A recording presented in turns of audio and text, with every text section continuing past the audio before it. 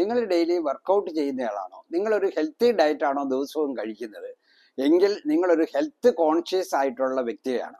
അങ്ങനെയുള്ളവർക്ക് വളരെയധികം പ്രയോജനപ്പെടുന്ന ഒന്നാണ് ഈ പോസ്റ്റ് മീൽ വാക്കിംഗ് എന്ന് പറയുന്നത്.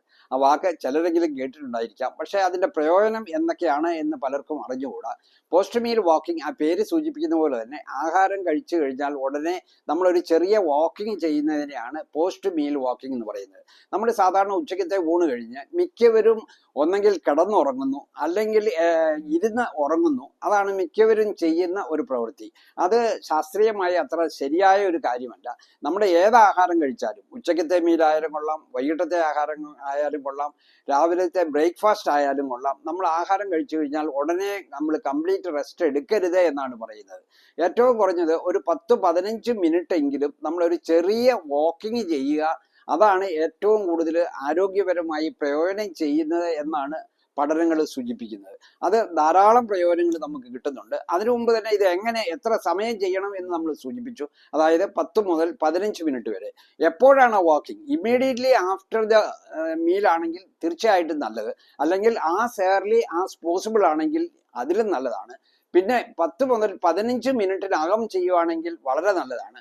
ഏറ്റവും കുറഞ്ഞത് നമ്മൾ 30 മിനിറ്റ് മുതൽ 1 മണിക്കൂറിനകമെങ്കിലും ഈ വാക്കിംഗ് നടത്തിയാലേ അതിന്റെ പ്രയോജനങ്ങൾ കിട്ടുള്ളൂ.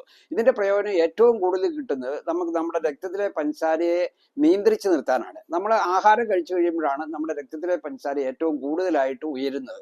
നമ്മൾ PPBS ഷുഗർ നമ്മൾ നോക്കാറുണ്ട്. അത് മിക്കവർക്കും വളരെ ഹൈ ആയിരിക്കും, പ്രത്യേകിച്ച് പ്രമേഹമുള്ളവർക്കൊക്കെ.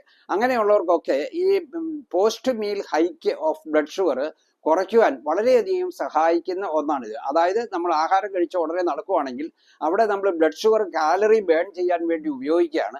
അപ്പോൾ നമ്മുടെ രക്തത്തിലെ പഞ്ചസാര അവിടെ കുറയുകയാണ് ചെയ്യുന്നത്. അപ്പോൾ രക്തത്തിലെ പഞ്ചസാര കൂടാതെ നമുക്ക് സംരക്ഷിക്കാൻ പറ്റും. രക്തത്തിലെ പഞ്ചസാര കൂടി കഴിയുമ്പോഴാണ് നമുക്ക് കൂടുതൽ ഇൻസുലിൻ ശരീരത്തിൽ ഉൽപ്പാദിപ്പിക്കും. അത് ഹൈപ്പർ ഇൻസുലിനീമിയ എന്ന ഒരു പ്രതിഭാസം ഉണ്ടാക്കും.